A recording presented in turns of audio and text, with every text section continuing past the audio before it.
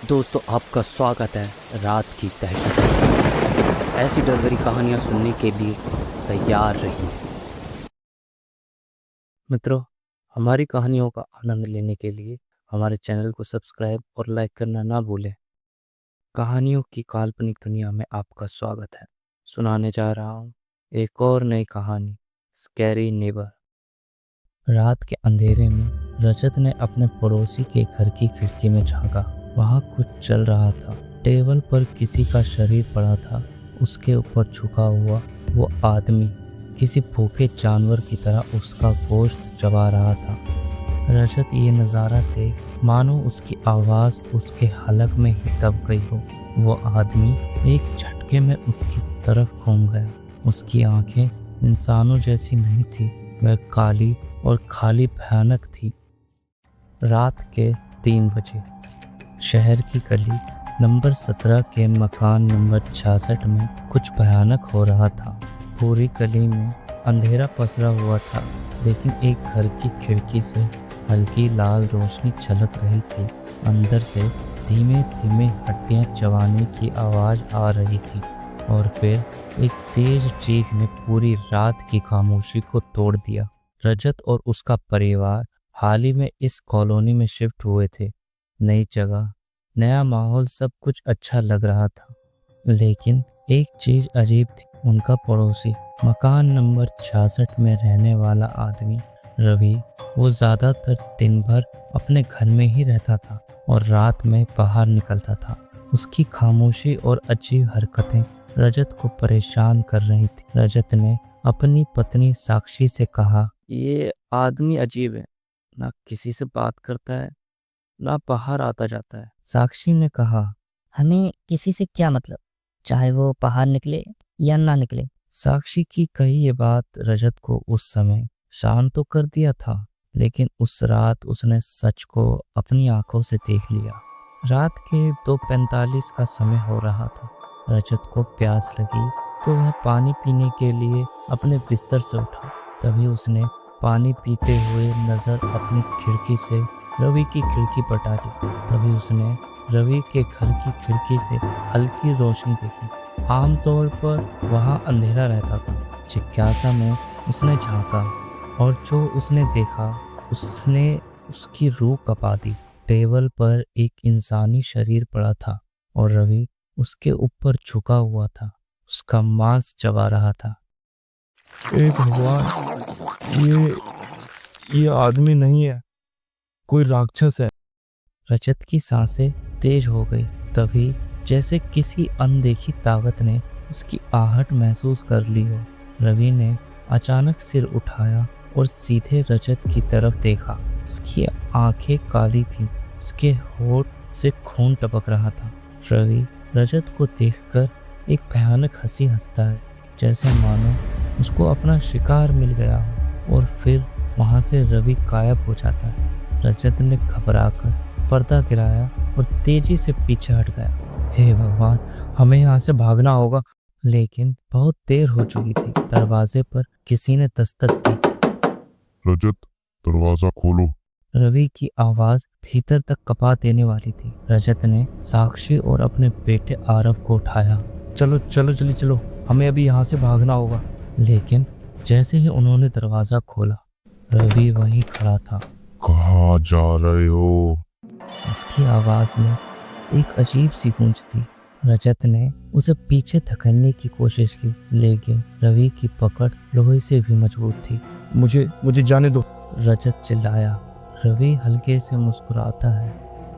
अब जब तुमने सब देख ही लिया है, तो तुम्हें भी शामिल होना होगा। और फिर एक झटके में उसने रजत की बाह पर काट लिया। रजत दर्द से चीख उठा। रवि की आंखों में अब एक अलग ही चमक थी। ये सिर्फ भूख है रवि, बहुत पुरानी भूख है। रजत किसी तरह रवि को धक्का देकर अंदर भागा और दरवाजा बंद कर लिया। साक्षी ने देखा कि उसकी बाह से खून बह रहा है। रजत ने तेजी से फोन उठाया और पुलिस को कॉल किया।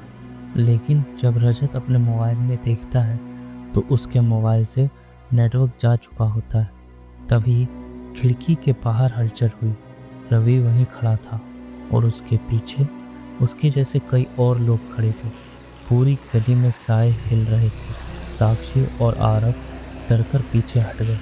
रजत के दिमाग में बिजली सी कौंधी। ये कोई अब आम जगह नहीं रही, ये पूरा इलाका अब हमारे लिए मौत का जाल बन चुका है। रजत ने हिम्मत जुटाई। हमें अभी भागना होगा, अभी। उसने किचन से खासलेट की बोतल उठाई और दरवाजे पर फेंक दी। रवि जोरों से दरवाजा पीट रहा था, लेकिन तभी रजत ने माचिस जला दी। दरवाजे के बाहर आग की लपटें उठी और रवि चीख उठा। रवि के जैसे बाकी साए भी जलने लगे। रजत, साक्षी और आरव पिछले दरवाजे से भागे और अपनी कार में बैठे।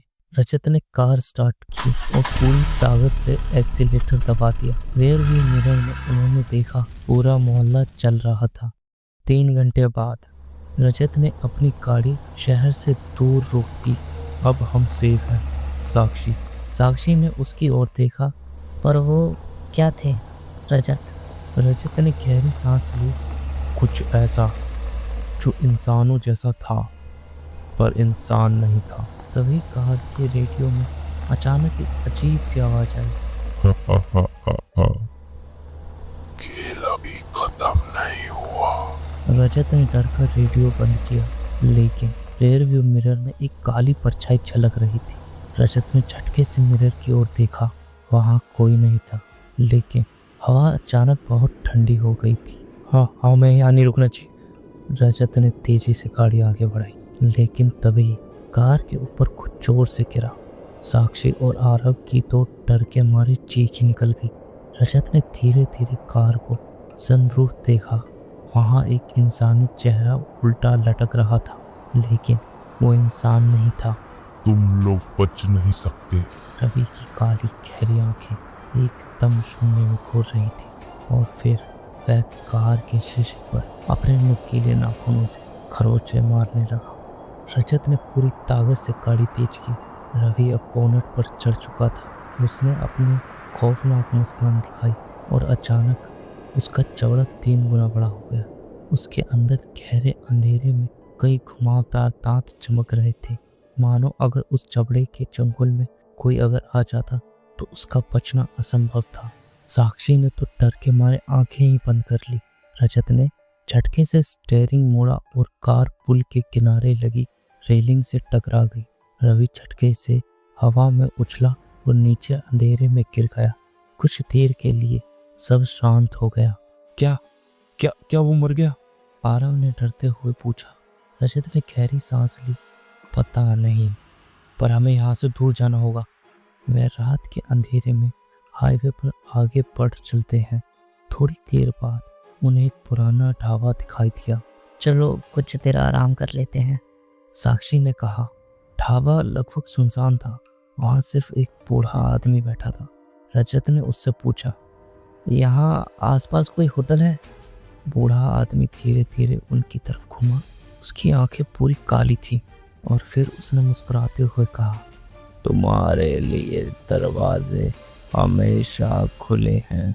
रजत का खून जम गया। भागो, रजत ने साक्षी और आरव से कहा, लेकिन तभी ढाबे की सारी लाइटें झपकने लगी। एक के बाद एक वहां बैठे सभी लोग अपनी जगह से उठ गए और उनकी आंखें काली हो चुकी थी। रजत, साक्षी और आरव दरवाजे की तरफ भागे, लेकिन ढाबे का दरवाजा खुद ब खुद बंद हो गया।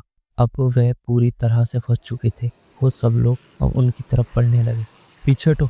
रजत ने पास पड़ी एक टेबल उठा ली और पूरी ताकत से सामने वाले आदमी पर दे मारी, लेकिन आदमी की हड्डियां टूटने के बजाय उसका शरीर पिघलने लगा।